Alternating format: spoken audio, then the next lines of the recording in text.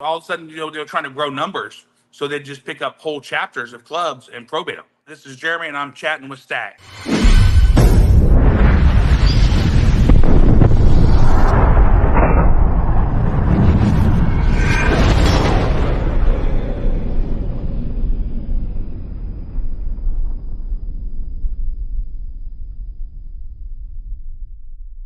Welcome to this episode of Chatting with Staxx. I'm your host, Bill Staxx, and today I got Jeremy.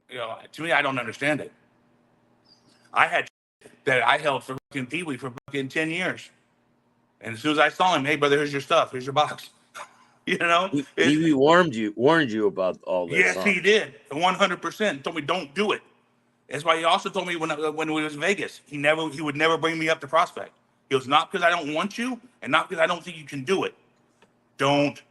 He goes, what's the benefit, brother? He goes, the only difference you can't do is go in that one room with the big table. Other than that, you go to everything else. You have all the benefits of being a member. You go everywhere. He goes, you can walk in the door, they all know who you are. He goes, why? Why put yourself in a situation for that? He goes, and then you show me. See, look what this brother did to this one. Look what this one did to that one. Don't ever do it. And I should have listened to him. And believe me, that's the mistake I made in life when I went Bandido. And he told me too. When I went to Arkansas, and he told me, he goes, now you're a Bandido. He goes, and I respect you, brother. You're a 1%er. He goes, but son of a bitch, would you just listen to me? And I didn't do it. But everything he told me was 100% true, because that's exactly what they did. They fucked me as fast as they could. Once you couldn't be a benefit to them anymore, you were out. And that's the problem. They're all looking for a benefit. If you can't benefit them at the top, you're out. If you don't follow the sheet, you're done. Did you see a lot of problems over women? Oh, a lot of problems over women. It was nonsense. And then half the shit I'm sitting there going, I thought at the end of the day, they weren't supposed to know club business. So how does your chick even know what's going on? I said, the old ladies had their own little chat or whatever. So if there was a problem, but they shouldn't know any club business. So, it'd be like, if I needed to get a hold of one of my brothers in my chapter and I couldn't get a hold of him, I'd tell my old lady, hey, call this brother's old lady and find out if he's at home, because he's not answering his phone, or leave a message that I'm looking for him and I need to get with him. We got a problem. And that'd be it. And I'd be out the door. I wouldn't call his old lady. I wouldn't be going over to his house to know him. So I can get a hold of that brother? I said, no, you have your old lady get with his old lady. That's the way it works. You don't cross that line. Can you walk me through a situation that you've seen happen with old ladies where maybe a guy's messing with one of their old ladies, they get caught? Oh yeah, have you seen that? Shit, brother. Yeah, nowadays how Facebook and shit works. We had two guys in the chapter that were just fucking pieces of shit. They ended up prospecting like 4 times before we finally threw him out of the club. I'm gonna do, if you can't get your shit straight in 4 times of prospecting, this idiot. Sit him down the road. All of a sudden, he thought it was okay that he would sleep with one of the members' old ladies and got caught. Well, automatically, I'm a man, so I wanted some pussy and all this. And all of a sudden, this chick goes on Facebook, goes on to a full rant about how this dude's this and he does that, and his old lady's names, and talking about the club business, all kinds of shit. And and all of a sudden nobody wanted to do nothing about it. Well, we come to find out, because half the other brothers that could actually bring it to the table were doing the same shit. So they didn't want it to come to light from the chicks they were banging, that all of a sudden now they're jammed up. So they didn't want to do nothing to this brother for doing it, because they would turn around and did the same thing. So if we discipline this one, you get the same fucking discipline. It was fucking nuts. All of a sudden he found out, I would say probably easy 30% do it. Wow, that's easy. Crazy. It's insane to me. And I'm sitting there, I'm just looking at him going, dude, you know how many women are on this planet? And you got to have your brother's old lady? Or some chick that he even knows? I said, it's not even worth the drama. I thought we were in this thing for brotherhood, for, hey, I'll ride with you till we die. There's a hand, right now I can tell you there's probably 8 guys that I could actually pick the phone up right now and we would handle business. 8. And there was a lot there, right? Yeah, you're talking over 4,000 guys around. And I'm telling you, there's 8 that I would trust to actually handle business. Yeah, all these people, they want to be sons of anarchy and they want to be Mayans and all this bullshit. And that's fine, but they got to understand that's not Hollywood, for one.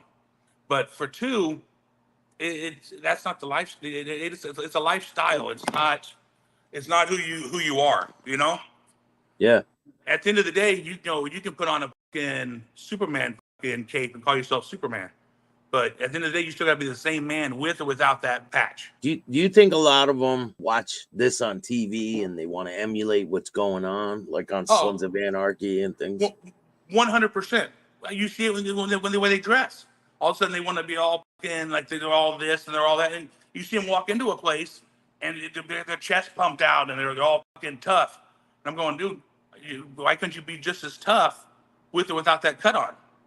I said, because I'm the same cat with my cut on or my cut off. I was the same guy. But these guys, you'd see them. They'd be all in the corner with no balls until they put this vest on. Like all of a sudden they became Superman. I'm going, that vest ain't fucking mean shit. I said, at the end of the day, if the patch makes the man, you're a piece of shit. Because the patch does not make you. And yeah, the man's supposed to make the patch. There you go. But none of them follow that path anymore. You know, just like, we had the whole problem down here in Texas with the Mongols and everything else. I'm going, dude, you guys want to handle business? Let's handle business. I think there was like 25 of us bandits left after the split. And they had like maybe 30 or 40 Mongols down here where the part of Texas we're at. And I told them, okay, so tell them. We'll go 20 on 20, chest on chest. Whoever walks the fuck out, walks out. Who don't. I said, we got a spot, we'll go do it. Let's handle business. Nobody wanted to step to the plate from Mongols. Nobody wanted to step. I'm going, dude, I have no problem with it. We'll go chest on chest, 20 on 20. And whoever wins, wins. But no, they all want to get on just ride around and hide and be in cages and shit. I'm going, we're going to handle businesses and destroy these fucking guys, or what are we going to do? And so they broke off the Bandidos and started a Mongol chapter? Yep. Oh, yeah. That's how the whole fucking conflict happened down here in Texas. And now they're still here. They have them up in Dallas. They have them in Houston, Austin, down here in South Texas, and San Antonio. There's all kinds of chapters. But most of them were all ex-Bandidos. That's crazy. It's fucking nuts, isn't it? And they basically just gave them patches. Which is fine. That's what you want to do, and that's what you want to represent. That's your deal. But it was definitely a strange time. But at the same time, now that I look back at it, all they did was do me a favor, because my life's got so much better after I've gotten out. And don't get me wrong, there's some good people that I've met, and there's some good people that are Bandidos, and there's some good old members. But the rest of them, they've changed. It's not the same. You don't know who to trust, you don't know not to trust, but it's definitely not the same brotherhood it used to be. So have you seen, because the Bandidos have other opposition down there in Texas too, right? Oh yeah. A lot of them. There's a lot popping up everywhere. Oh yeah. I interviewed a Cossack yesterday. Oh yeah, they're more up around Dallas area. Yeah, I interviewed one of the 1% Cossacks. Yeah, they used to be pretty good size up around Dallas, but they've gotten quiet ever since the Waco deal. Yeah, that was pretty crazy. That was nuts. Nuts. Were you a part of it when all that happened? I was in support when it happened. I wasn't at Waco. I was down here in South Texas, but I was in support. All the guys that got picked up, I knew every one of them. So is there any situations that happened with any opposition or anything you could walk me through a situation? Well, yeah, we've always had a bunch of problems, big bars, and as soon as you run into each other, it's on, because at the end of the day, we're still, everybody's at war. And there's no friends in clubs. They can say it all they want. Oh, the outlaws are with the Mongols, and the Hells Angels and the Bandidos are together. Yeah, we coexist, but don't think that they're best friends and they're gonna hang out. That's not gonna happen. Don't get me wrong. There's some Hells Angels that come down to Texas and they go to some parties because they're invited or whatever. And at the same time, there's Bandidos that have been up to California and went to some Hells Angels parties, and they're cordial. But you know as well as I do how far that goes. And it's just strange because it used to not be that way. It used to be, hey, this is my town. And that's how you expected it. Like we expected California and stayed out of it, just like they expected Texas to stay out of it. But now it's wide open. I don't know of any state that belongs to anybody anymore. It's like everyone's taking a piece for themselves, kind of, right? Exactly. And it all came down to money. The deal with the Mongols coming to Texas was money. They wanted to control the border. And the guys that jumped and left the Bandidos, that's where they were kind of jammed up, because they kind of were in a situation of got caught in a bunch of lies. They were about to get thrown out of the club anyhow. So basically they found another avenue to continue having backing. to continue what they were doing. So at the end of the day, it all came down to money. It had nothing to do with the patch or brotherhood or, hey, I'm going to be a bandito till the day I die.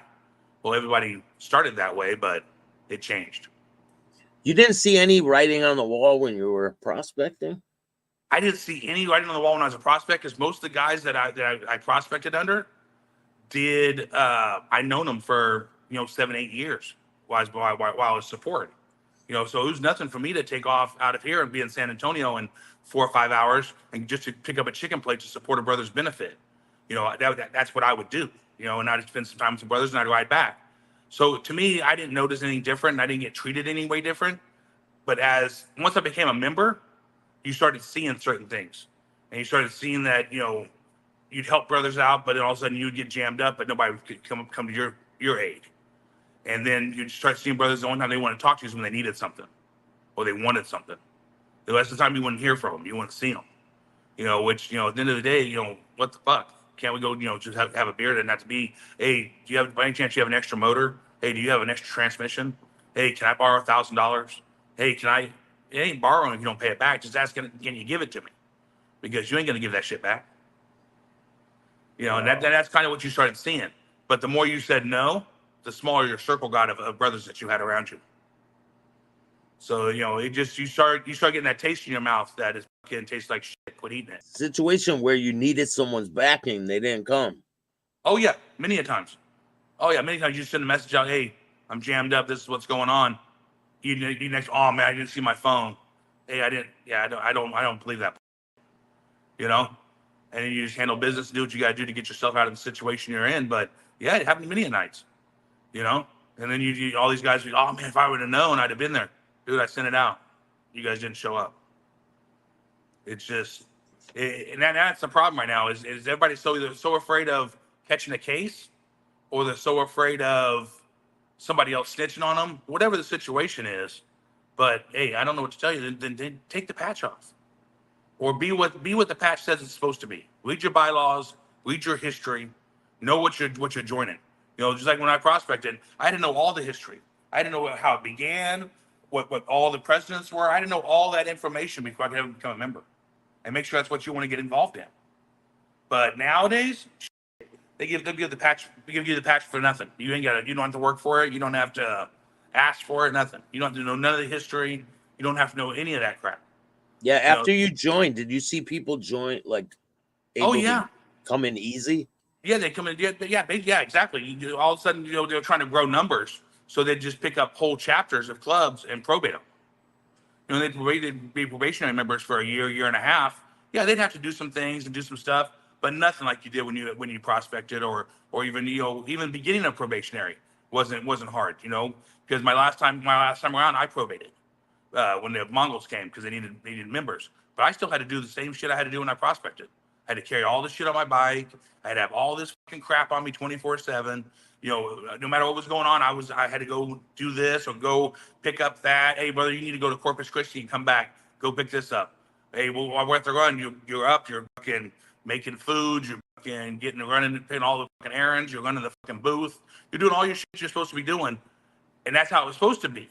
But then you started trickling down, and you start seeing it as it watered the patch down. They less and less when you probated, you had to do anything, and it just, and don't get me wrong, some of the guys, like we were saying earlier, they treat guys like shit. And there was no reason to do people that way, but they would treat them like shit. And then you want to sit next to them. Hey brother, how you doing? Glad you got your patch. Okay, well, that doesn't make it your brother when you treat him like shit. You know what I'm saying? That's just the way it is. What kind of things have you seen with them treating people like shit? Well, the whole thing is, you'd have yourself, they'd be sitting there and they'd be, basically treating prospects like they're nothing. Hey, I want you to go over here and get me a pack of cigarettes, but I want that cigarette to have an Oklahoma stamp on it. Okay, we're in Texas. So all of a sudden, this brother's got to ride 2.5, 3 hours to get a pack of cigarettes that has an Oklahoma stamp on it to bring it back. What did that teach him? I'm going, well, why would you do that to that brother? Then you'd have other times, hey, I want a certain type of taco, knowing the place closes in 15 minutes and it's an hour away. So they send the brother, hey, don't come back without it. So now the brother's got to sit there till the next fucking morning. And that's how they all think it's funny. Wow. You know, and I'd have prospects call me, hey, Jeremy, what do I do in this situation? This is where I'm at. Who put you on that mission, brother? You know, I know you're not supposed to tell me, but, you know, you're kind of jammed up and I can't help you. I said, but, you know, once you put on that fucking deal, I can't really help what you have going on and I can't fix it because you signed up for this, you know? I can't disrespect that brother and tell him, hey, don't do that. You know what I'm saying? Take him off that fucking mission. Now, if I'm there when it's happening and I know that brother did it, well, I'll pull that brother aside. Hey, go a little easy and let him do what he's got to do and then cut him off this fucking mission.